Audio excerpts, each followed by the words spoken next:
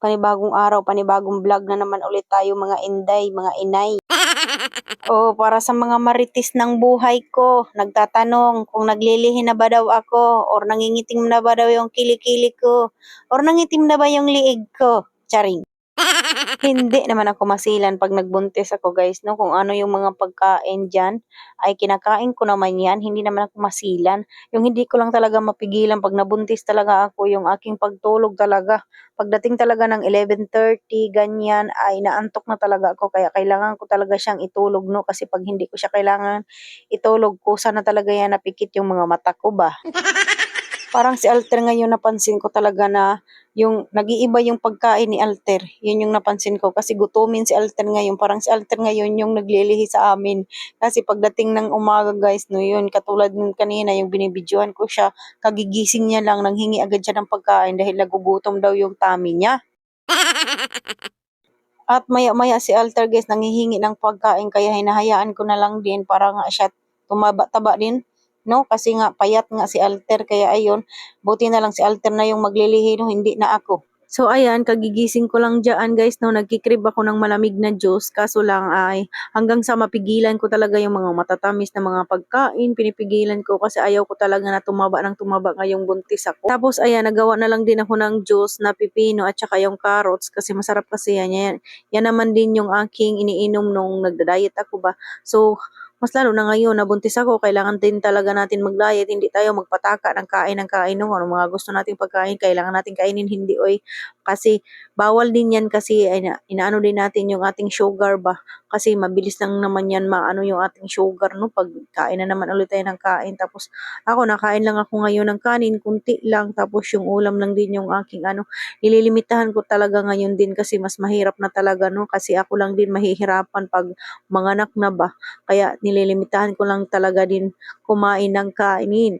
Kaya mintras naiiwasan natin yung mga pagkain na matatamis ay iniiwasan ko talaga katulad niya. Nagkikrave ako ng juice na masarap na juice.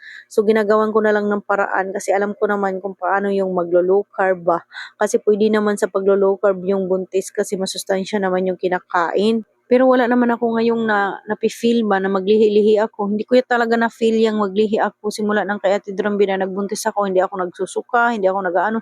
Hindi ako pihikan mag-ano guys, no, magbuntis ba. Kung anong mayroong pagkain dyan, kumakain ako. Pag nabusog ako, ay nag-i-stop na talaga ako pagkain. Tapos alam ko naman ngayon kung paano tumaas na naman ulit yung sugar natin. Kaya tayo na lang talaga mag-adjust sa katawan natin. No? Dahil alam ko naman kung paano yung paglo-low carb. Kaya ako na lang talaga din nagda-diet. Pag nagugutom ako, syempre nakain ako. Hindi ako nagpapagutom talaga as in kasi nga buntis nga tayo. Pero limit pa rin kasi nga ayaw natin na tumaas ulit yung ating sugar, no, at tumaba na naman ulit ako kasi mahirap na naman ulit pag tumaba tayo. Oo, hindi natin maiwasan na makakain talaga tayo pero kunti lang talaga, no, limitasyon at disiplina lang talaga sa sarili natin para hindi tayo mahirapan manganak or magpa-check up sa doktor, ganyan. Dahil si Papa Udon at saka si Ate Dronby, excited na, ang dami nang napupuna sa akin. Papa Udon na naman, nangingitim na naman daw yung kilikili ko. Kahit wala pa, Diyos ko, Marimar Mercedes, charing. Ang dami na naman ulit mga napapansin sa akin kahit wala pa. Diyos mio, Mercedes, pag may mangitim na hala, ibubulgar ko yan sa inyo, ipapakita ko yan sa inyo pag nangitim na yung kilikili at saka yung liig ko. Charing. Pag buntis ka talaga, hindi naman talaga yan maiwasan mangitim, no? Kahit nga yung iba dyan, hindi buntis, nangitim pa rin yung singit, kilikili, at saka yung liig nila, kahit hindi nga sila buntis. Asay pa kaya, ako na buntis, siyempre mangingitim yan, pero mabilis lang din naman natin yan papaputiin pagkatapos natin maganak. Pero sa ngayon, dahil buntis tayo, expected is reality na talaga yan, yung mangitim talaga yung ating kilikili, no? Huwag kayong mag-alala guys dahil araw-araw ko ipapakita yung kilikili ko kung may pagbabago ba o wala, kung mangingitim ba siya o hindi. Basta ganon yung ipapakita ko sa inyo, no, para mabantayan niyo talaga kung ano talaga yung mga nangingitim sa akin. Pati yung tiyan ko, kung lalaki na ba siya o hindi, no. Pero sa ngayon hindi pa naman siya lumalaki, no. Parang ano pa lang nga siya, yung parang dugo pa lang ba. Kasi kinakapak-kapak ko nga yung puson ko kung meron na ba talaga siyang ano, yung bukol ba. Pero sa ngayon ay wala pa naman, no. wala pa siya, walang mga nagaganap pa sa katawan ko, wala pang mga pagbabago. Yung ano lang, yung suso ko masakit, yung ganun lang, yung para kang rereglahin, ganun lang yung mga nararamdaman ko sa ngayon. So wala pa tayong mga pagbabago sa aking katawan na nararamdaman nun, mga nasusuka-suka, wala. Si Alter lang yung napansin ko talaga ngayon, na si Alter talaga yung ginaganahan pagkain ngayon. At tumataba si Alter, no? Kasi kain siya ng kain, kung ano-ano yung mga kinakain ng ate niya, kuya niya, kakain din siya. So, ayan yung nilalagay ko na gatas, guys, no? Ayan din yung iniinom namin dahil nga naglo-low carb nga tayo, no? So, yung aking paglo-low carb ay patuloy pa rin para maiwasan talaga natin yung pagtaas ng sugar. Pag buntis ka pa naman, mabilis lang naman pataasin yung sugar, no? Kasi dati nagbuntis din ako kay Alter. Ang bilis tumaas ng sugar ko, kaya ako na lang talaga limit talaga sa pagkain kasi yan.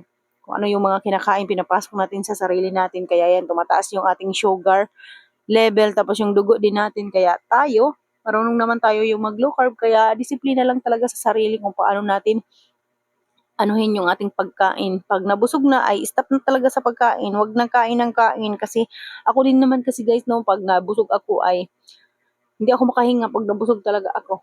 Tapos ayan, more on water talaga ako, no? Tubig ako ng tubig. Tapos ayun, nawawala naman yung gutom mo. Pag hindi sumasakit yung ulo, wag kakain. Inom lang ng tubig, inom ng juice. So ayan, kilikili reveal na talaga yan. Ayan, pinapakita ko na yung kilikili ko. Hindi pa naman siya nag-itim. Ayan, tapos doon kasi yung nakapansin na nangitim na daw yung kilikili ko. Sabi ko, wala pa namang nangingitim na nangyayari. Oy, ang bilis naman ninyong magpuna sa akin. So, yung nararamdaman ko lang talaga, no, yung antukin talaga ako ngayon, yun talaga yung nararamdaman ko lang, no, walang iba. Yun lang. Pag inaantok talaga ako, ay matutulog talaga ako niyan.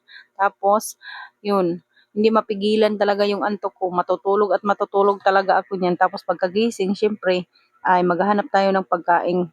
Pero ako hindi agad ako kumakain, umiinom ako ng maraming tubig or juice. Kaya ayan, si Alter, pagising niya kanina, kakain din siya. 3 beses na yan kumain si Alter. Natawa nga ako dyan kanina kasi nga, hindi siya makatulog ba? Pag ano, pinapatulog ko siya kanina, hindi siya makatulog kasi nga nagugutom daw siya. Kaya, ayun, pinakain mo muna. Pero yun, hindi na siya nakatulog. Ako lang natulog, tapos pagising ko, nag-inom agad ako ng juice. Ako lang nakaubos niyan, tsaka si Papa Udo nang hingi din ng isang basong juice. Kaya ako lang din nakaubos. So yun lang naman.